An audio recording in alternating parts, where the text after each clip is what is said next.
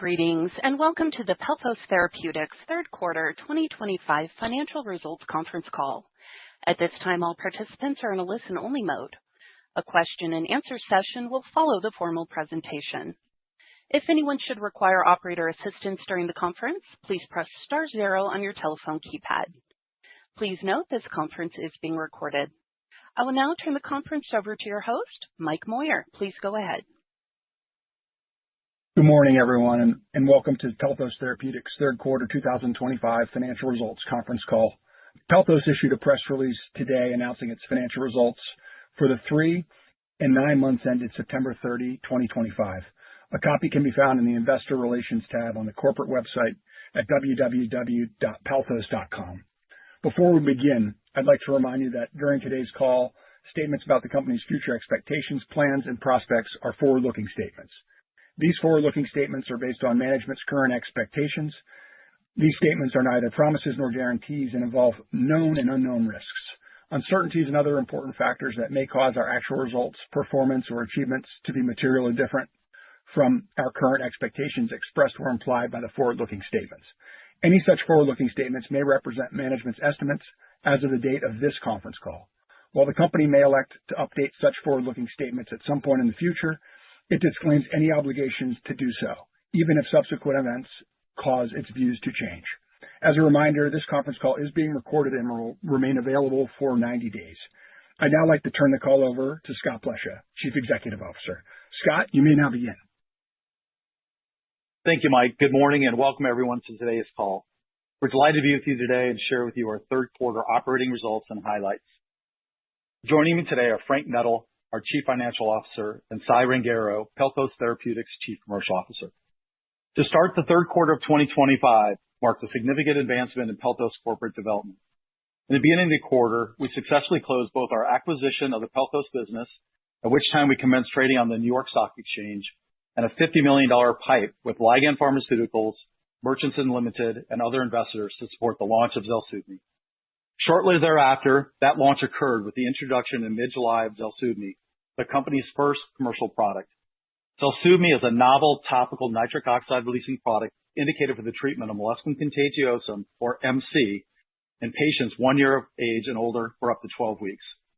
ZELSUVMI is an important advancement in the treatment of MC, as it's the first and only FDA-approved therapy that can be applied by parents, patients, or caregivers in the home or on the go.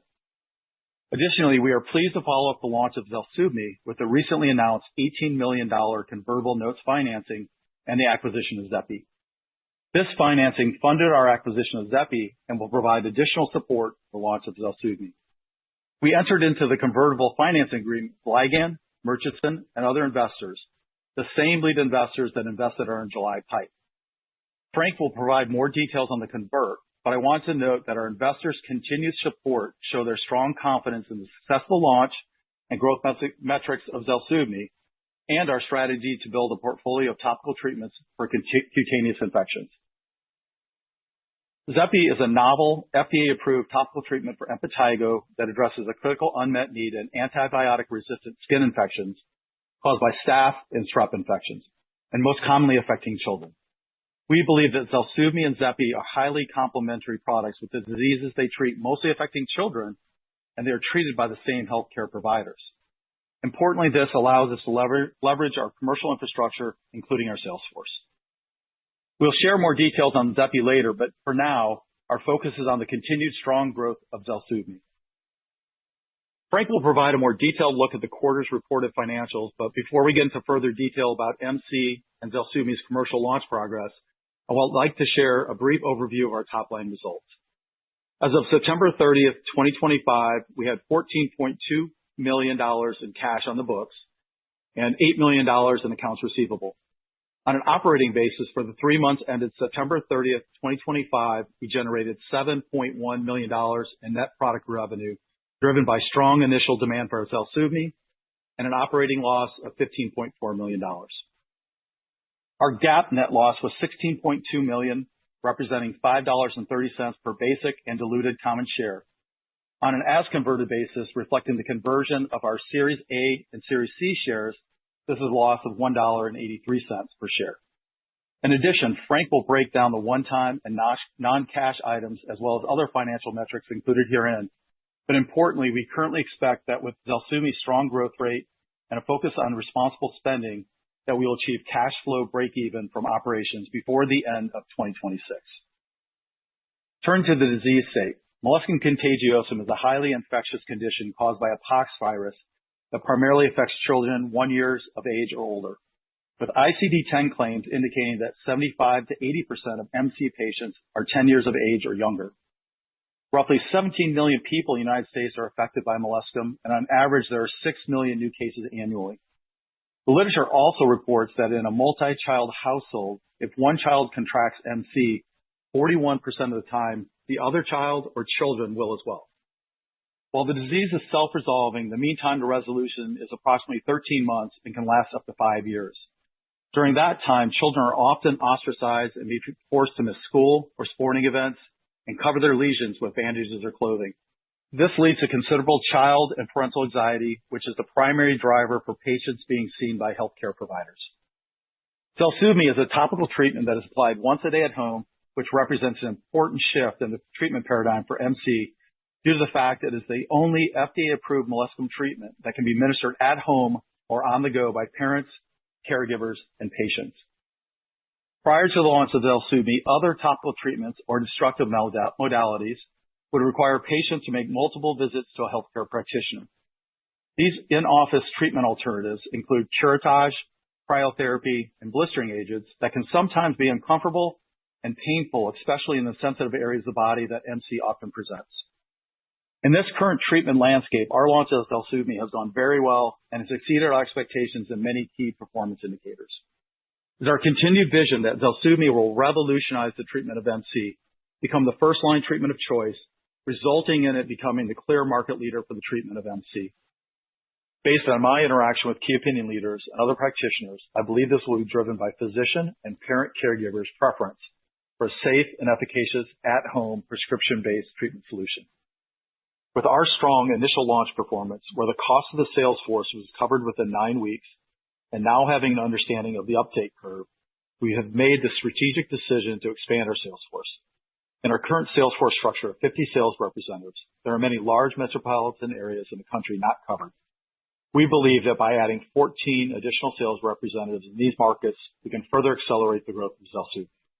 We expect these incremental team members to be hired, fully trained, and in the field by mid-January. Finally, a note on manufacturing and our intellectual property portfolio.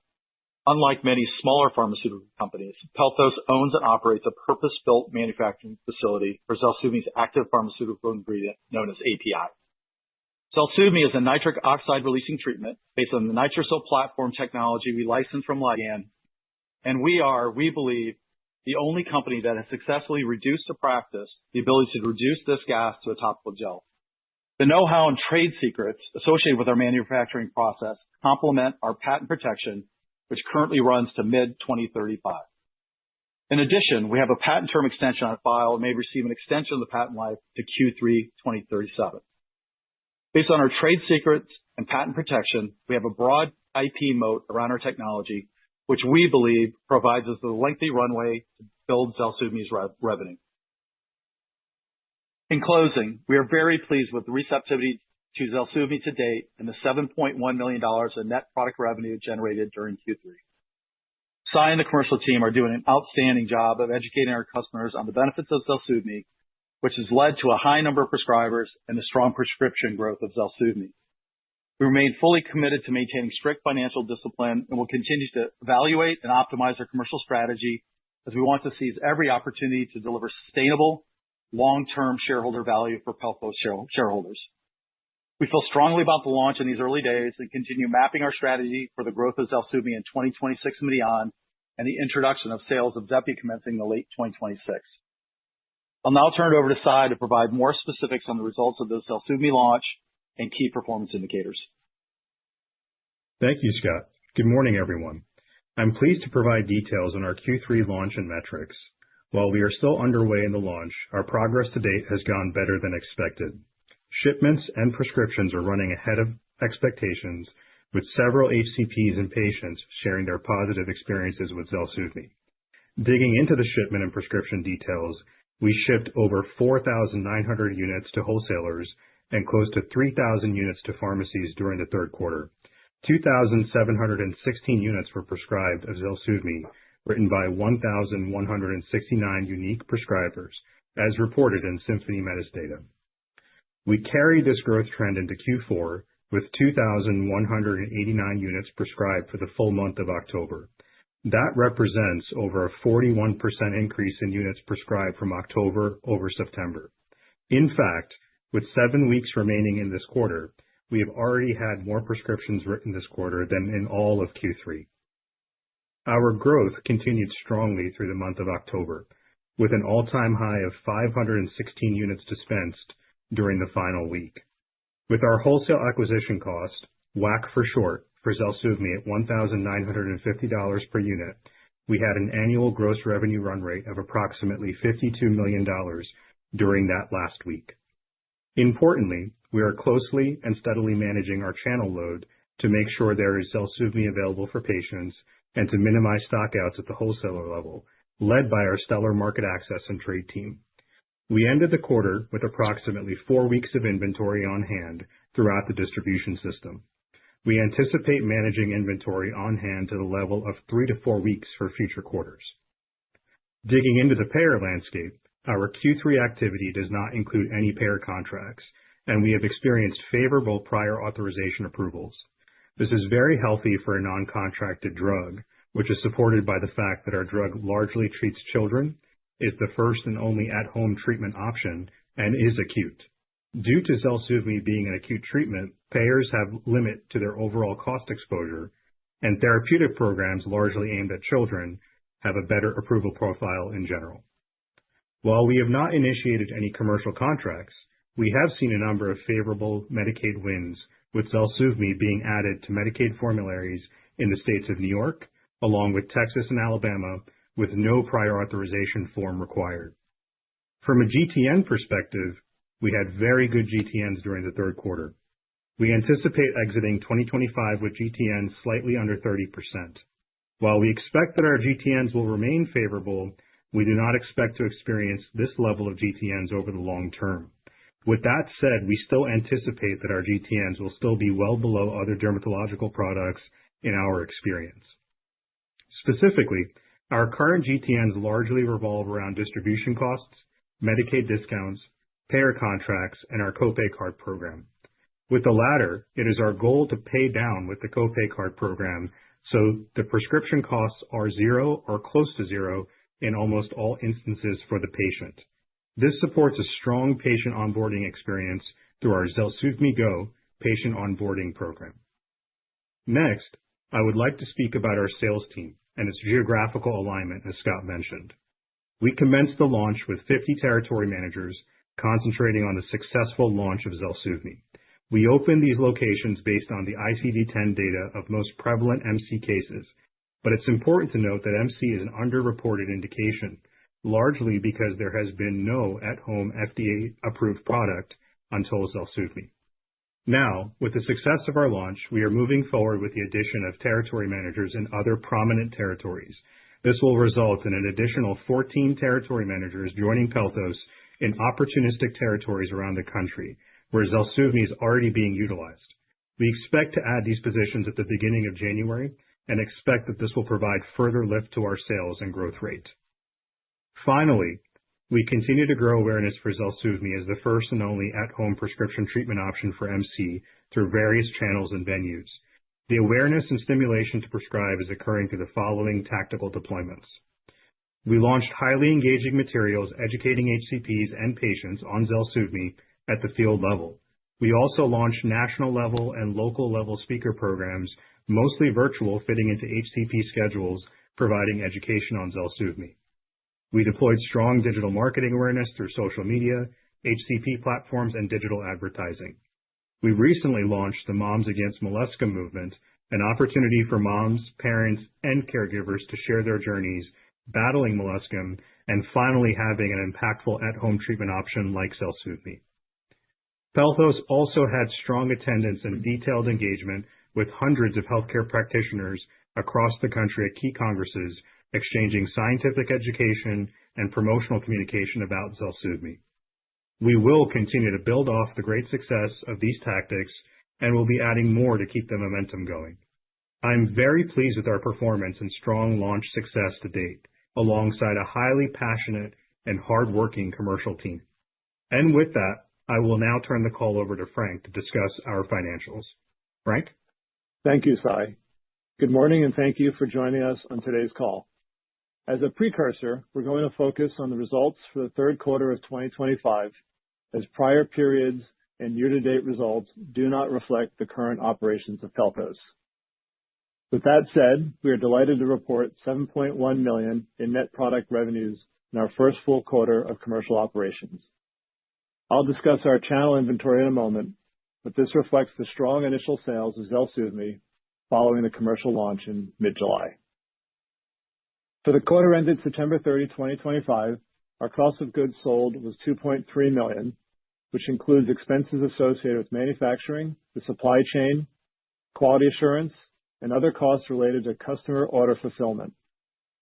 A key item here for your consideration is that it also includes the fair value step-up of the inventory, both API and finished goods, on hand at the time the merger was closed. Under the terms of the agreement, Pelthos was the acquiree, which necessitated a fair value determination of the inventory, resulting in a stepped-up basis for the value of our COGS. The normalized cost of goods is a fraction of the reported amount, as set forth in the adjusted cost of goods table in the press release we issued this morning.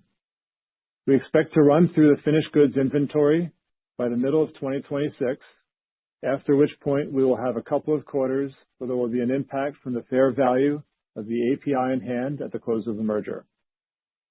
After that, we will be at our normalized cost of goods value. Similarly, we're also in the process of moving towards the expected long-term costs associated with our GTNs. Our Q3 GTN was 25.3%, and to make sure we're looking at this the same way, it means that 25.3% of our gross revenue was allocated to third-party distribution, Medicaid, copay cards, and other similar fees. I want to stress, however, that we do not expect this to be our long-term equilibrium rate. For that, I expect that we'll move to a GTN in the mid to high 30% range by Q1 of 2026, with Q4 of 2025 expected to be between the two. The bulk of our expenses during the quarter were for SG&A, with low levels of expenses associated with R&D. We provided a table in the 10-Q that provides the detailed breakdown of our SG&A expenses, but at a high level, the bulk of the cash expenses can be attributed to personnel, marketing, professional services, and royalties.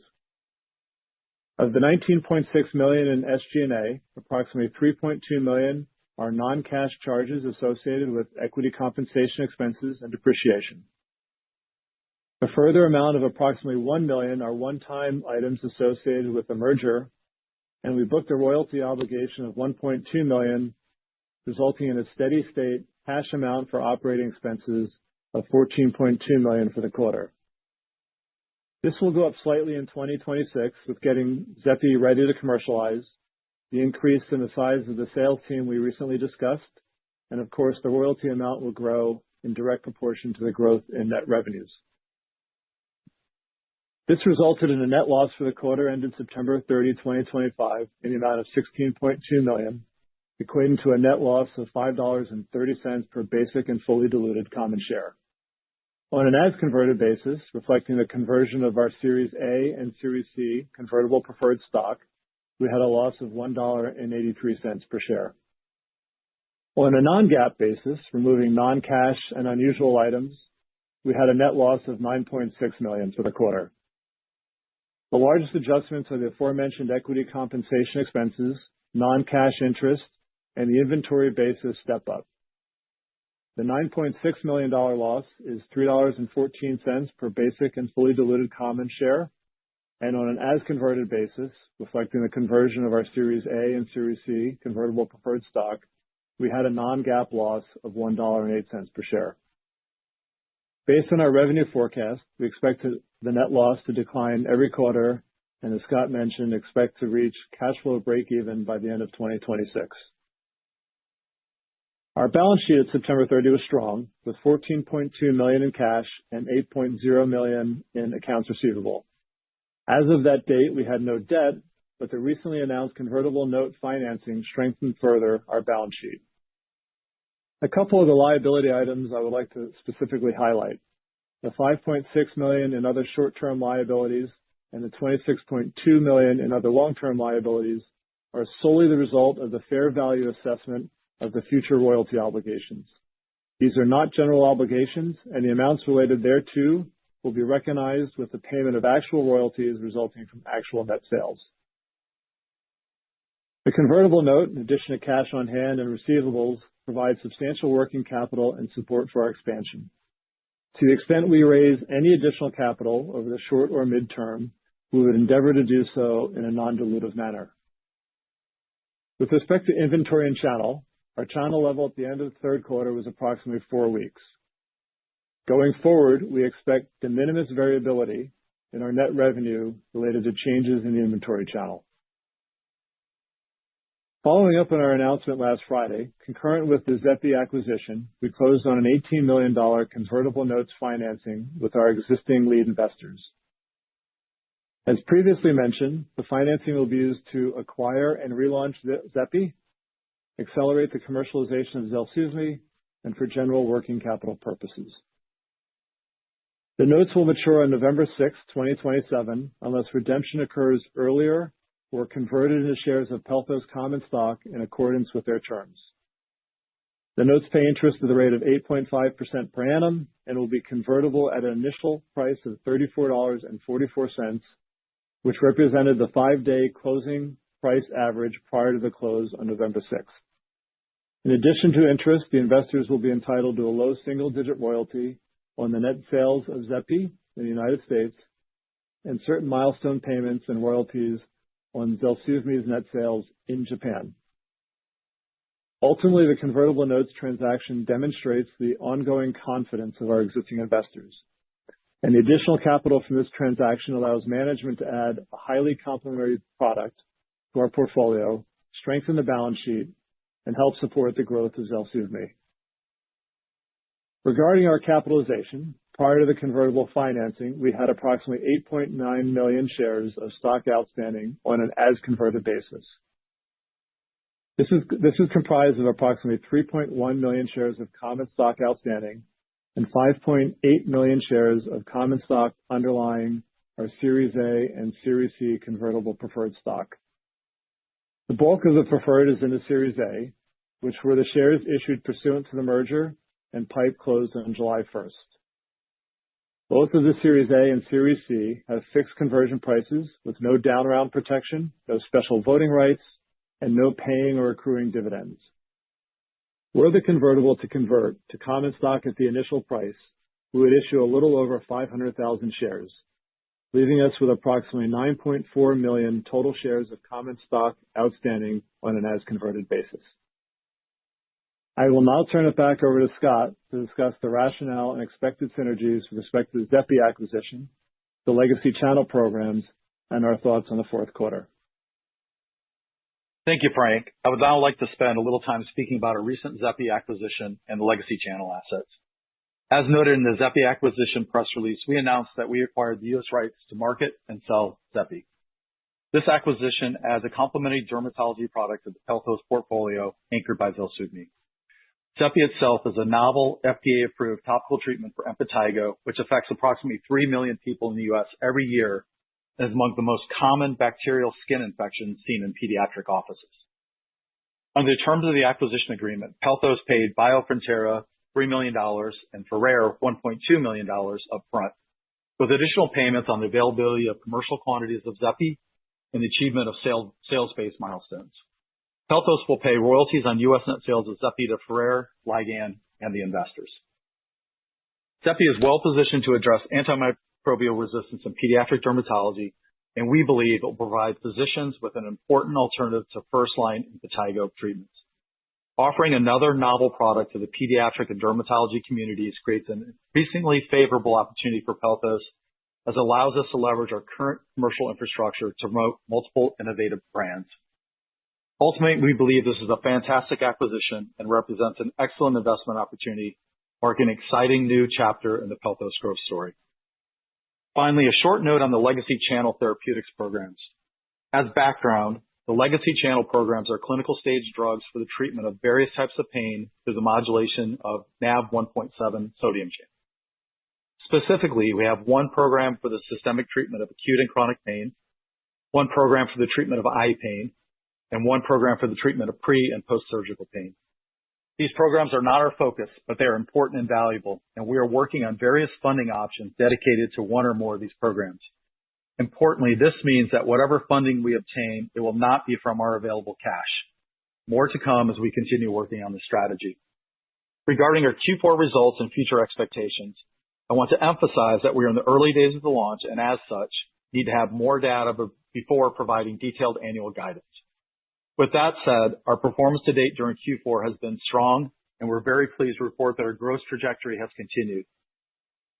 As Sai mentioned, based on the number of prescriptions during the last week of October and only 16 weeks into our launch, we're on approximately a $52 million annual gross revenue run rate.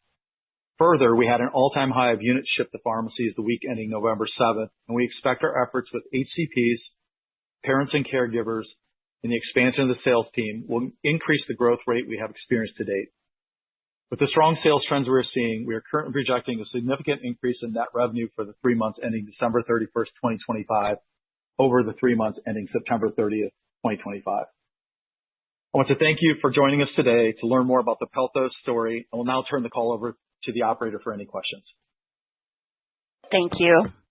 We will now be conducting a question and answer session. If you would like to ask a question, please press star 1 on your telephone keypad. A confirmation tone will indicate your line is in the question queue. You may press star 2 if you would like to remove your question from the queue.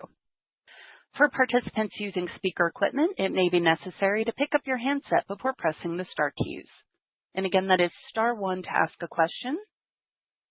And our first question comes from Jeff Jones with Oppenheimer. Good morning, guys, and congrats on a fantastic start to your launch. And congrats on your first call with a public company as well. First question, I guess. You mentioned 1,169 unique prescribers at this stage. Can you comment on how many are writing multiple prescriptions?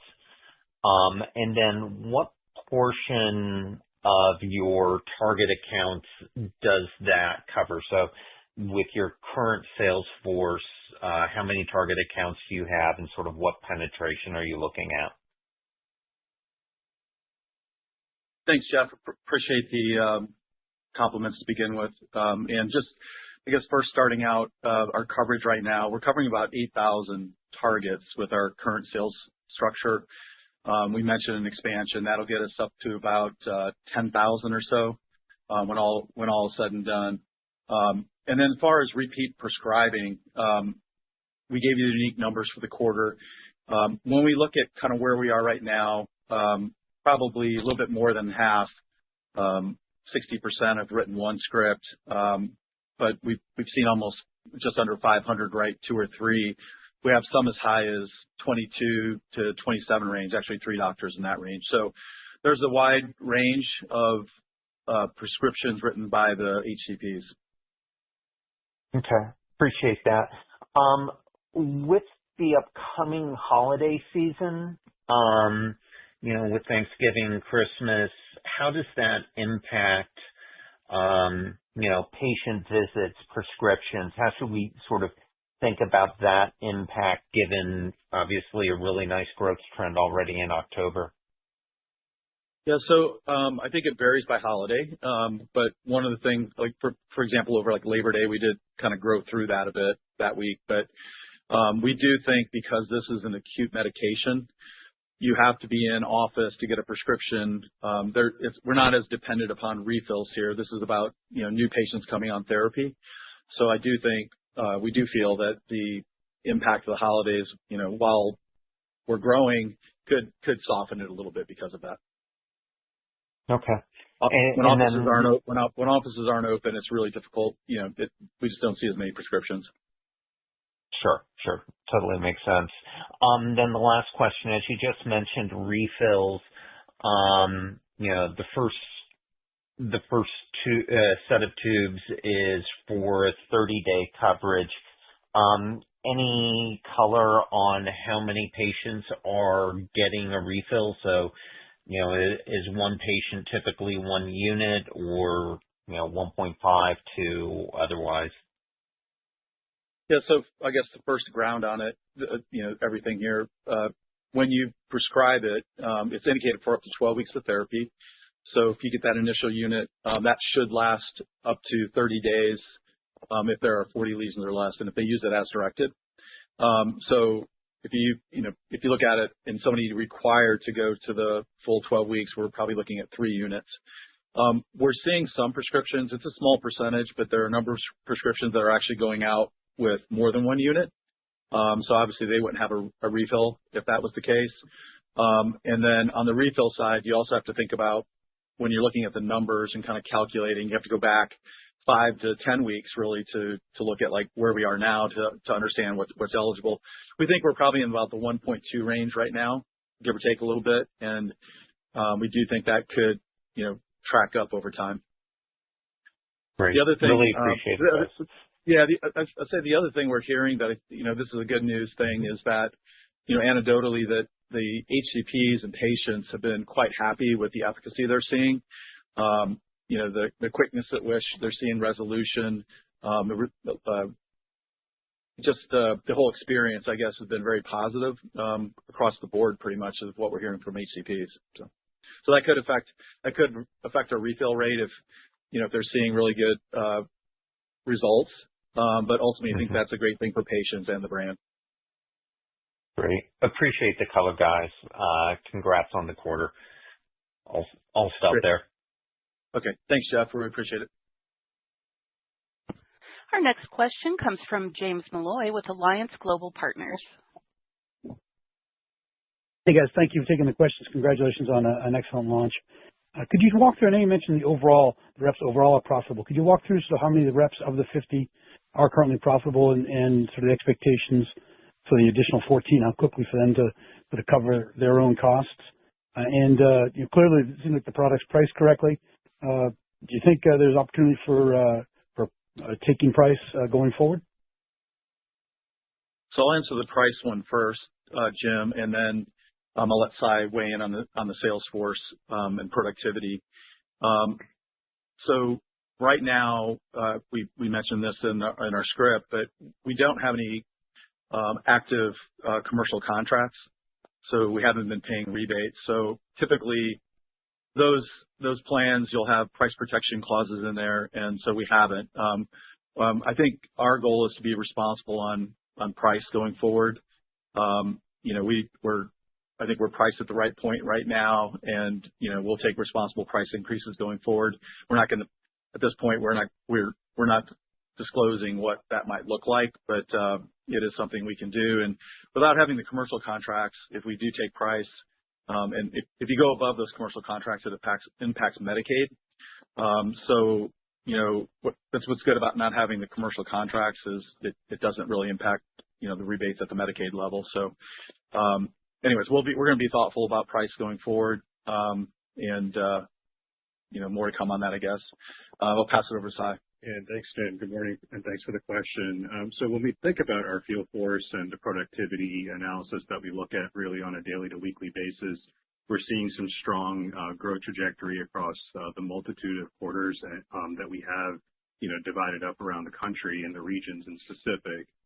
When we look back on the analysis week over week, obviously there's performance metrics that we work towards to ensure that we're getting higher growth, higher trajectory at each territory level. As Scott mentioned in his prepared remarks, we are moving towards an expansion, which really tells us that the field force activity and the productivity at the territory level has been, profitable for us going forward. So that's where we see our growth trajectory and our growth trends increasing over time, based on our current footprint and the one that we intend to expand into.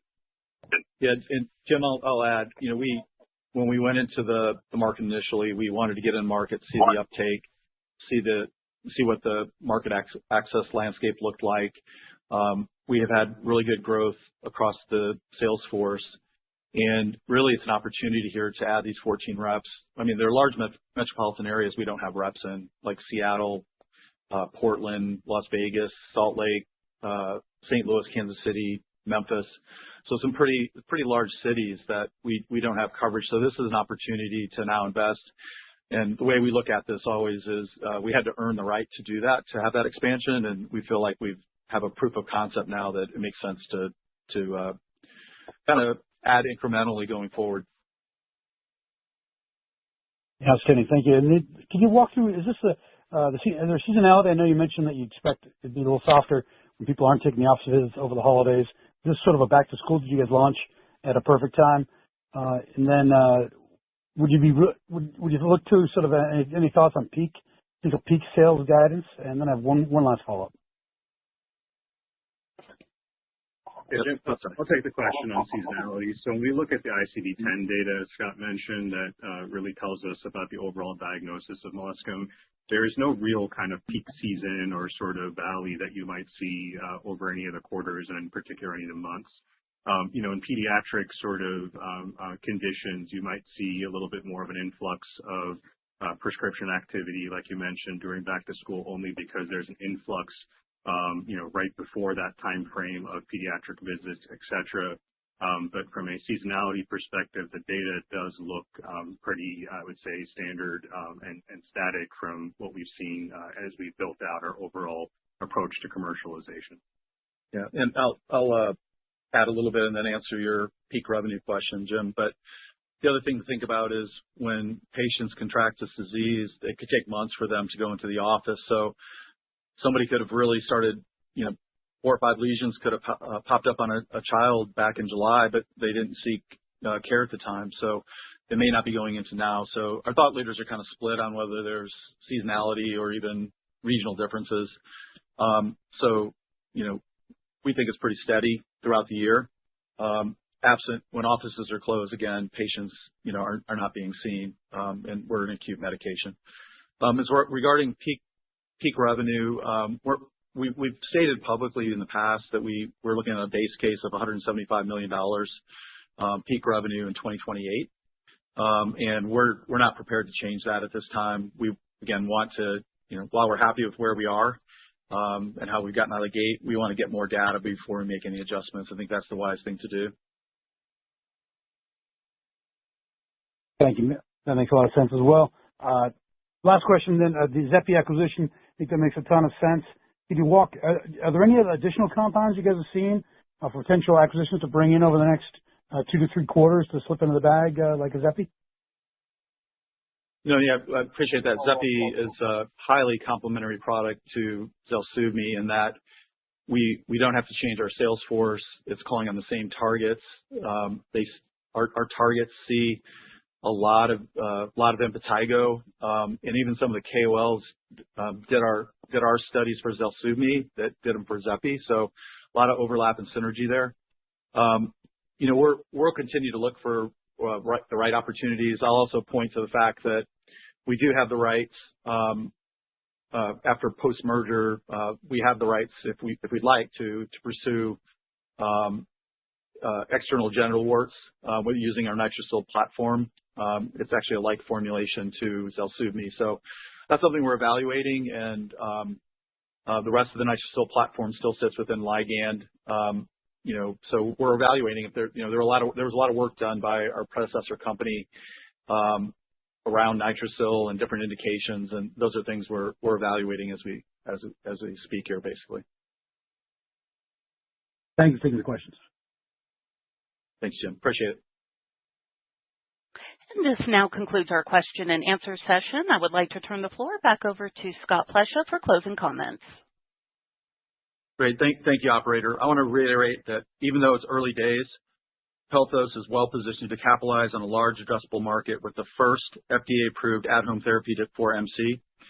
We've built a strong foundation for the growth of ZELSUVMI, and with Xepi, a second highly synergistic product in the bag by the end of 2026, we believe there are strong growth opportunities before us. Finally, I wanted to thank the Pelthos employees for all their hard work and dedication in supporting patients, caregivers, and healthcare providers. Thank you again for joining the call, and we look forward to updating you on our continuing progress in the future. Have a great day. And ladies and gentlemen, thank you for your participation. This does conclude today's teleconference. You may disconnect your lines and have a wonderful day.